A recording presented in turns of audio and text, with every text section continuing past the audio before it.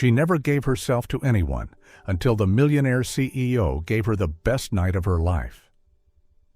The house sat quietly in the lush suburbs of Vermont, where mornings came with birdsong and a breeze that drifted through open windows. In a small upstairs bedroom, Ethan, a 6-year-old boy, sat alone on the wooden floor, silently stacking colored blocks with careful hands, as if his whole world now existed only in shapes and silence. Ethan hadn't spoken a word in a year. Ever since the car accident that took his mother's life, every sound inside him vanished. No crying, no laughter, no calling out, only emptiness behind eyes that once gleamed like morning sunlight. His father, Daniel Cooper, a successful architect who had spent his life designing perfect homes, now found himself helpless in keeping his own from falling apart. He had tried everything: special schools, therapy, even hypnosis. Still, Ethan said nothing. For the past 8 months, Daniel had hired a young psychologist, Dr. Melissa Gray, hoping she could guide his son through the trauma.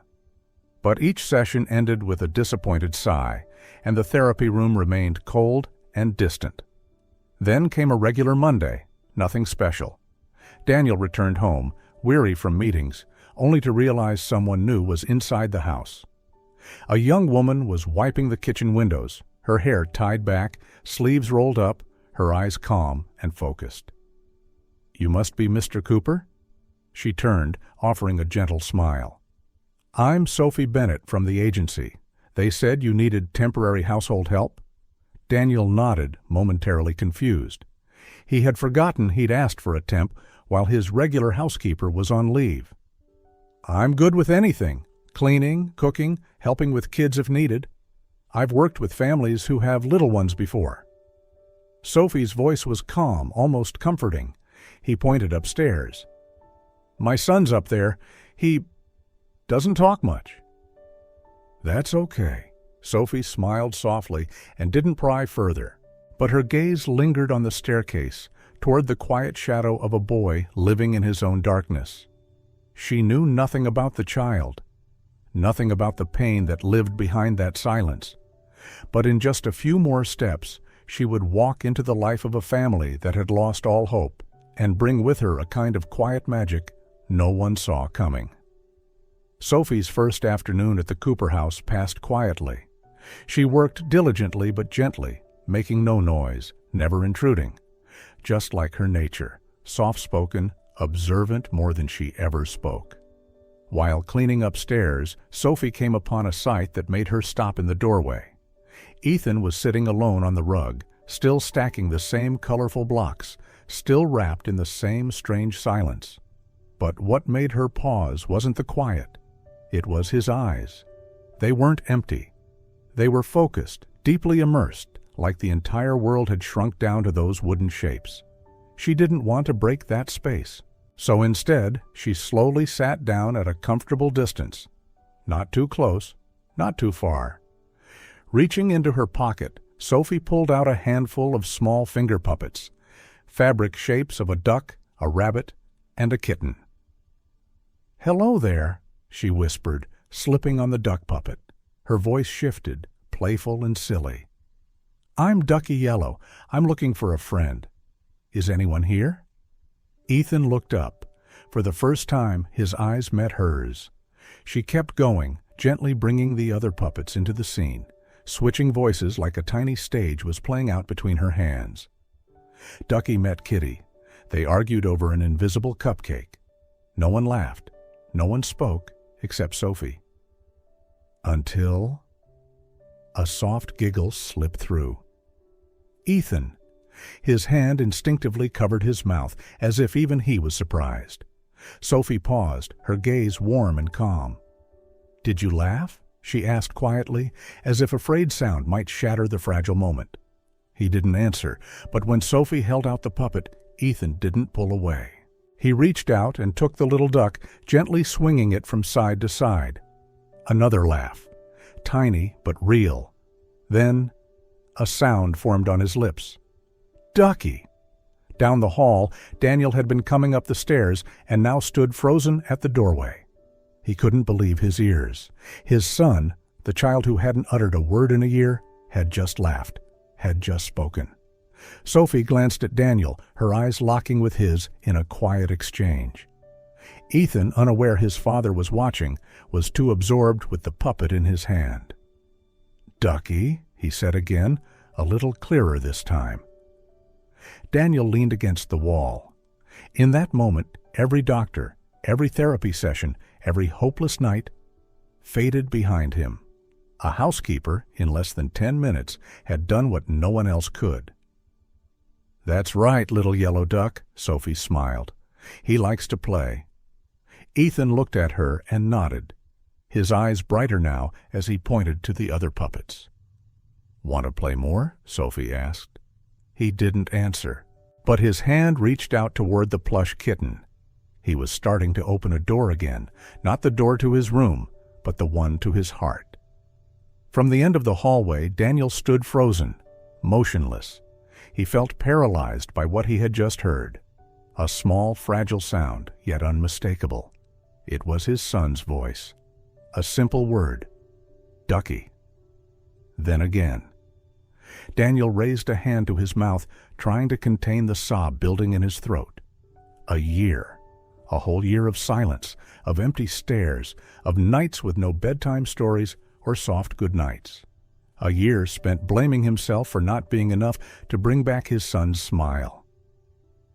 And now, in just a few short minutes, a stranger with a small puppet on her finger had reached the place in Ethan's soul no one else could touch. Daniel's eyes blurred, not from sadness, but from something he hadn't felt in far too long. Hope. Quietly, he turned and stepped away, descending the stairs.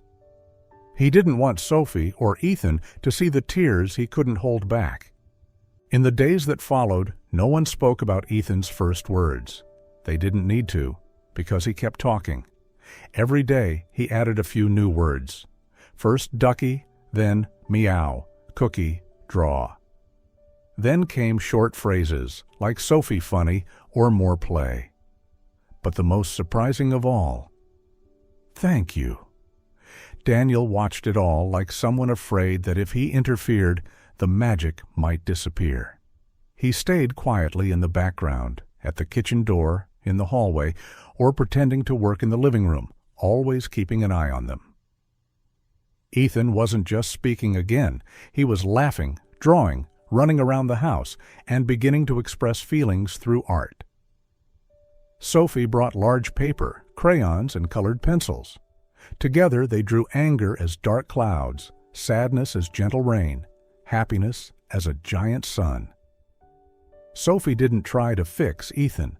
She simply showed up, listening, playing, being there, and something beautiful unfolded. Daniel couldn't help being drawn in. Once, he joked, "I hired you to clean the house or to be Ethan's personal artist?" Sophie laughed. "Maybe I'm doing both." He laughed too. For the first time in a year, laughter echoed between two adults in a house that had felt so cold. Something between them began to shift, unspoken but clear. Daniel found himself looking forward to dinner just to hear Sophie tell him what Ethan said that day. And Sophie began to see Daniel not just as a grieving father, but as a kind, lonely man trying to open his heart again. But not everyone thought that was a good thing. At the therapy clinic, Dr. Melissa Gray reviewed Ethan's latest notes. He was improving, but not during her sessions. He was speaking more, interacting more, but only at home. Melissa frowned. "Has there been any change in his environment?" she asked during Ethan's regular follow-up with Daniel. Daniel hesitated.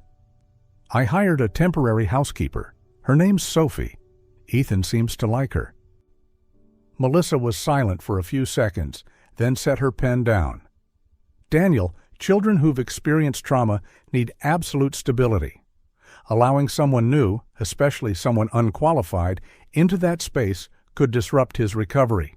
She's not trained. She doesn't understand child psychology, and Ethan may be developing an emotional dependency.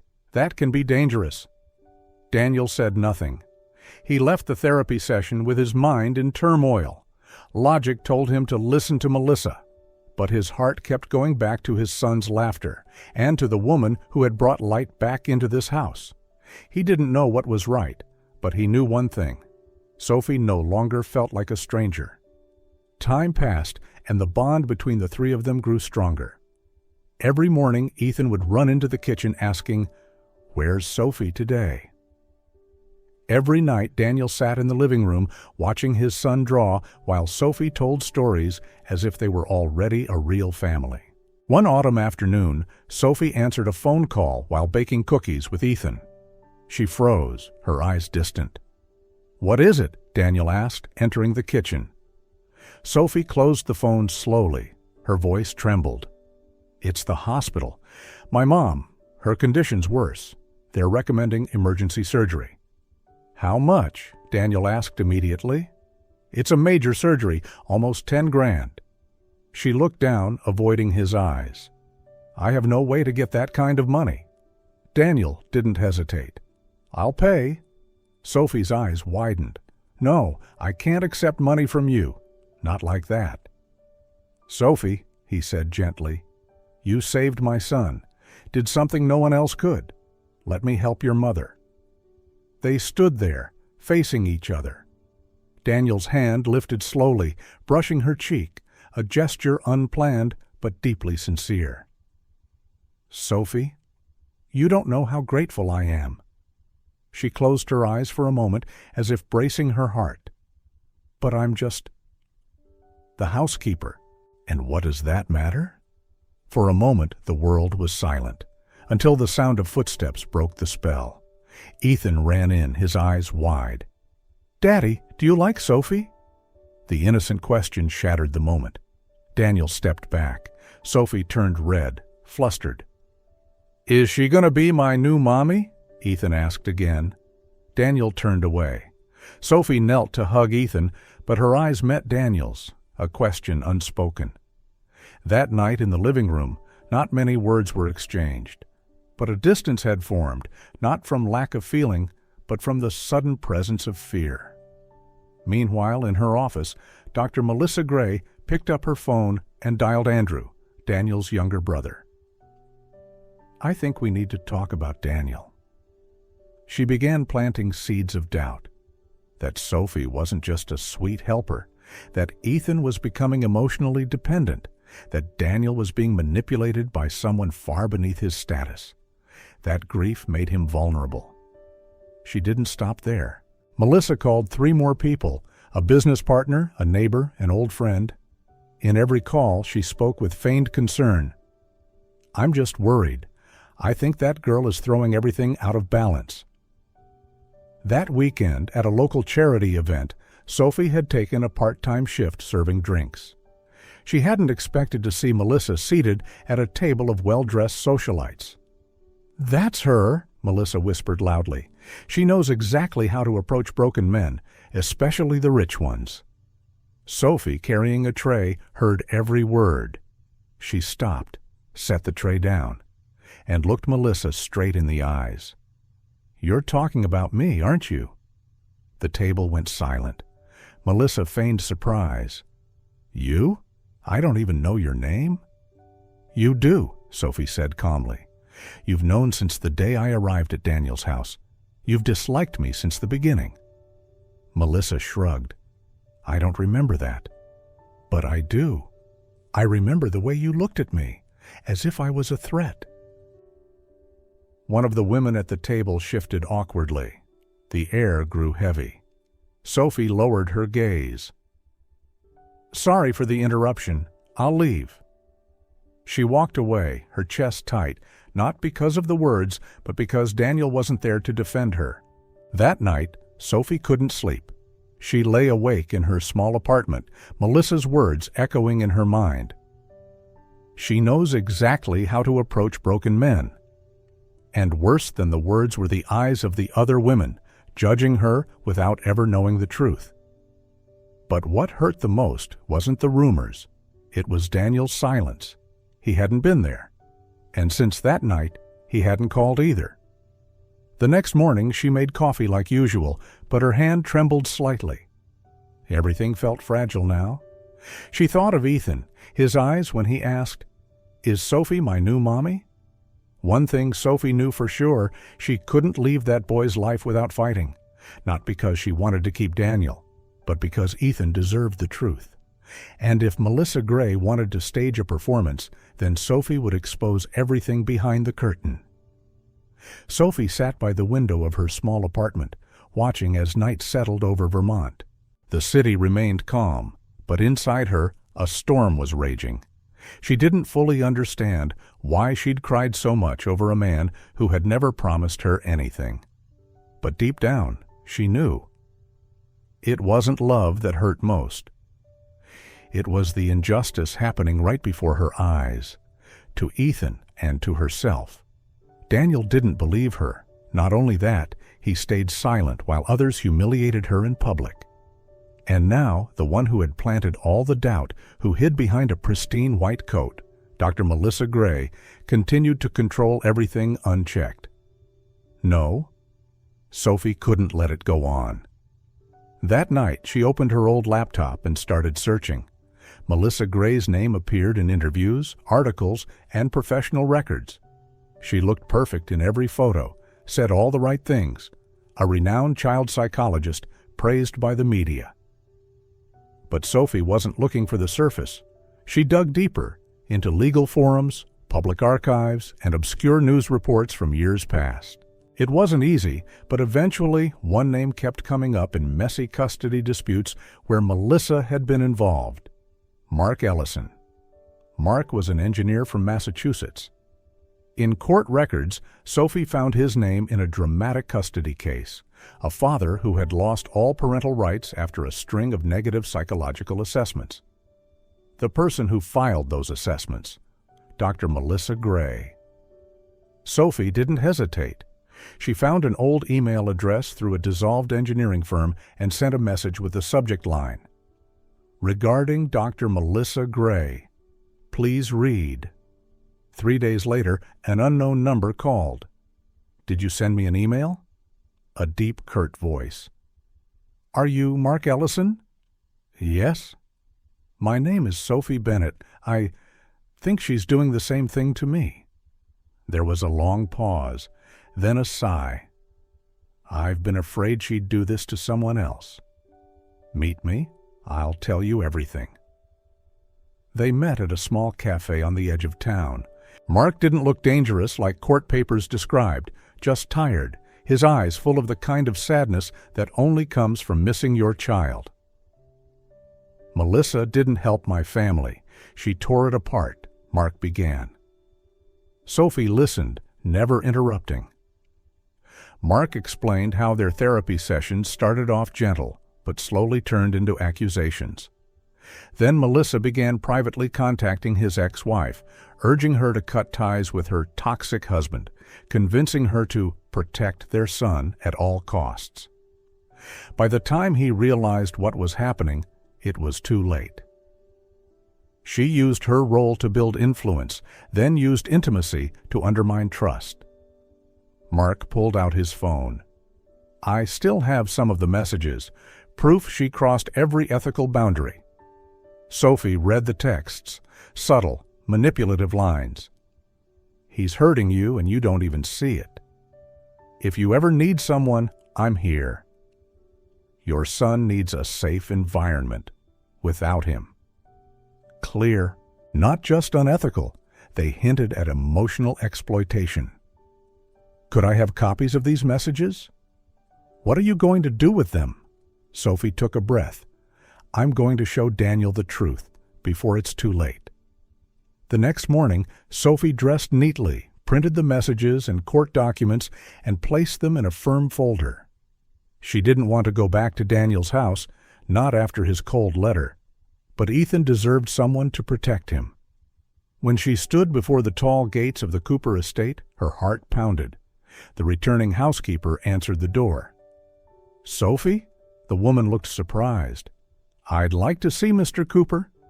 The woman sighed, then handed her a letter already waiting on the side table.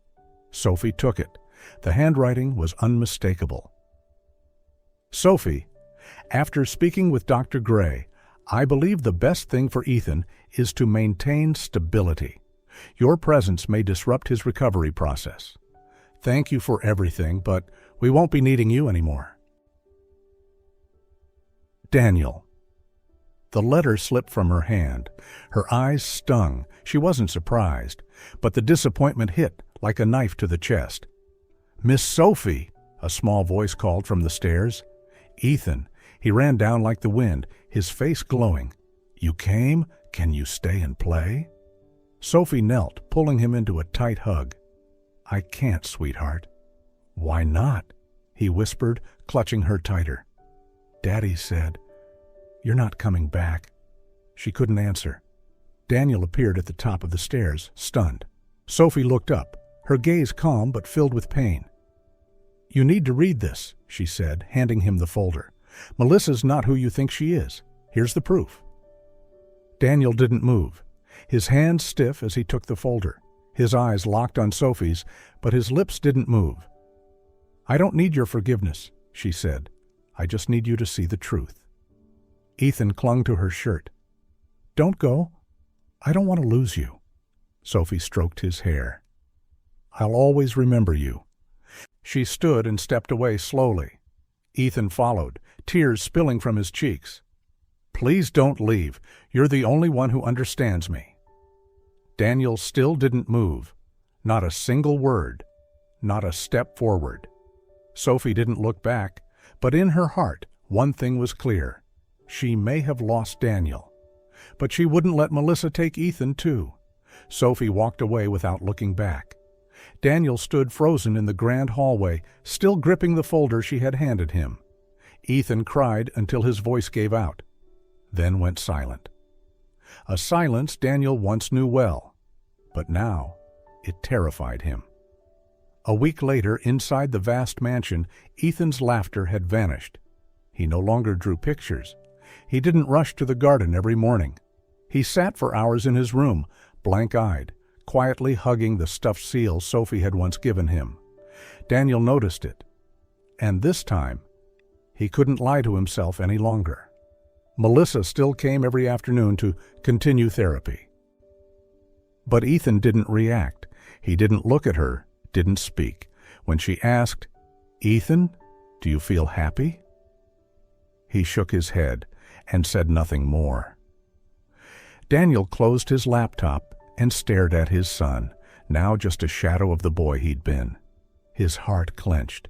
He remembered Sophie's eyes, pained yet resolute, as she handed him that folder. He had read every word, and each sentence hit like a blow to his pride. He had stood silent, letting the only woman who brought his son back to life walk away. He couldn't wait any longer. That afternoon, Daniel went to the cleaning company Sophie had once mentioned, a tall office building in downtown Burlington. On the third floor, he paused outside the women's restroom, hesitant. He could hear the soft creak of a mop inside. Sophie stepped out, wearing gloves, holding a bucket. She froze when she saw him. "What are you doing here?" Daniel stood still before he could finally speak. "I was wrong." Sophie said nothing, just looked at him. "Looked. You were right about Melissa. I read everything you gave me, and I guess I always knew. I just didn't want to see it. I was scared. Scared I'd lose Ethan. Scared I'd lose myself. And maybe scared of how much I'd started to care about you." His voice cracked. "You don't have to forgive me. Just help Ethan again. He needs you. I need you." Sophie looked at him. Her eyes were still deep and sad, but a little softer now. "I'll come back, for Ethan, but we can't pretend nothing happened." Daniel nodded. "I know, if you truly want to make this right, then come with me. Expose her, not just for me, but for Ethan and all the other children she's hurt." Daniel clenched his fists. "We'll do it, together." Sophie nodded. For the first time in days, they looked at each other, not as broken hearts, but as allies, ready to fight, not for love, but for justice. The house had fallen silent again, wrapped in a heavy, suffocating stillness. Ethan no longer laughed, no longer spoke, just stared blankly out the window. Sophie was gone, taking with her the last bit of warmth and light that remained in that home. Daniel stood alone in his study, his gaze falling upon the drawing Ethan had once given Sophie, a heart with 3 people holding hands, the heart of a child who didn't know how to lie. That was the moment Daniel finally understood. If he continued to stay silent, he would lose everything: his son, the woman he loved, and himself. He called Sophie, his voice trembling. "You were right. We need to expose the truth, not just for Ethan, but for every child she's hurt the same way." Sophie agreed. They made a plan. This time, Daniel would no longer stay on the sidelines. The following evening, Daniel invited Melissa Gray to the house. He said he needed private consultation about Ethan.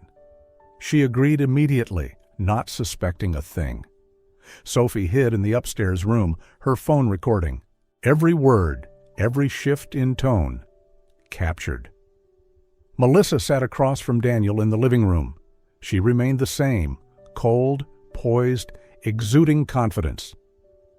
"I don't know what to do anymore," Daniel began, sounding exhausted. "Since Sophie left, Ethan's gone silent again." Melissa furrowed her brow, her tone calm but sharp. "Children grow attached easily to people who act caring, but that's not therapy. That's dependence." But Sophie made him smile. He laughed. He talked. "Emotions aren't the goal. Clinical treatment is what matters." Daniel nodded thoughtfully, then asked, "Do you think Sophie could come back, just to be around Ethan, not for therapy?" Melissa stiffened. "She's not suitable, not just because she lacks qualifications, but for other reasons." Daniel looked her straight in the eye. "You're jealous, aren't you?" The question froze the air in the room.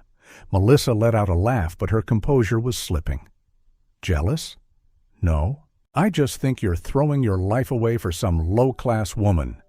She wormed her way into your home, your heart, your son, not with skill, but with pity." Daniel didn't respond, and in that moment the upstairs door opened. Ethan, quiet as a shadow, descended the stairs. He stood there, small but brave, eyes fixed on the woman who used to be his therapist. "Dr. Gray." Melissa jolted. "Ethan, you should—" "Sophie is a good person." The small voice rang out like a bell in the night. Daniel turned, choked up. Melissa faltered. "Dr. Gray yelled at me. Sophie never yelled. She helped me draw, helped me talk. She loves me, and I love her." Daniel reached for his son's hand, eyes wet. "Can you go back to your room, son?" he whispered. Ethan nodded, but added one more thing. "Sophie is a good person. No one should say she's bad." That innocent sentence was the final blow. Melissa stood frozen, alone in the face of truth.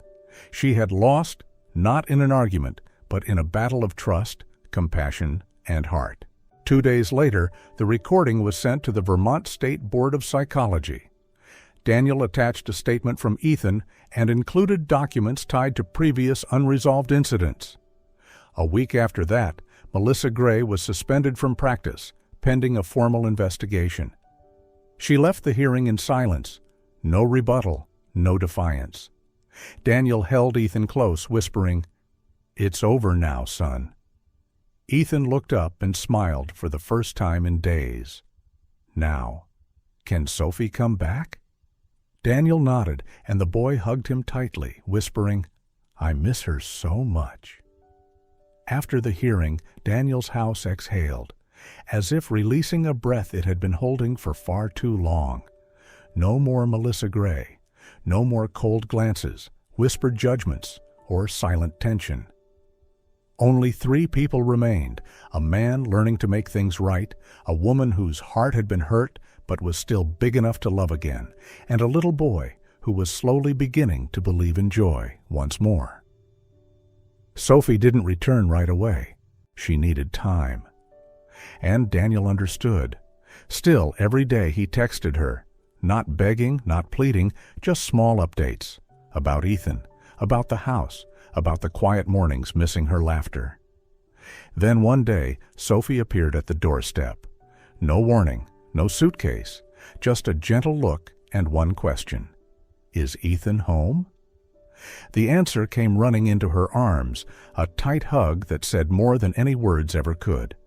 And Daniel, standing beside them, knew. This was the family he had always dreamed of.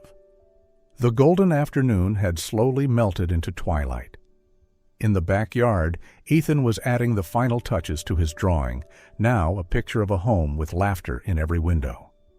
Inside the house, Daniel stood behind the glass door, silently watching the scene. His heart slowed, as if making room for the warmth flooding his chest. For the first time in a long while, he felt like he truly belonged. To this place, to this life, to this peace. Holding a small velvet box in his hand, Daniel stepped into the yard. His footsteps landed gently on the stone path, his eyes filled with resolve, though his hands trembled slightly with nerves. Sophie was watering the flowers, her hair falling softly down her back, the hem of her dress swaying in the breeze. When she turned and saw him, her eyes lit up with the usual warmth. But she paused, sensing something different in his gaze. "Sophie, is something wrong?" she asked softly, still holding the watering can. Daniel took a deep breath. Then, without another word, he dropped to one knee. Sophie froze, breath caught in her throat. Her heart pounded. "I don't have a grand speech or a big diamond ring, but I have a heart that already belongs to you, and a little boy who's been longing for a real mom." He opened the box. Inside was a modest silver ring, not flashy, but carefully polished. It shimmered subtly in the fading sunlight. "Will you be my wife? Be Ethan's mom? Be part of our family?" Sophie's lips quivered, her eyes welled up. Before she could answer, Ethan looked up from his drawing, eyes wide and hopeful. "Miss Sophie, you have to say yes?"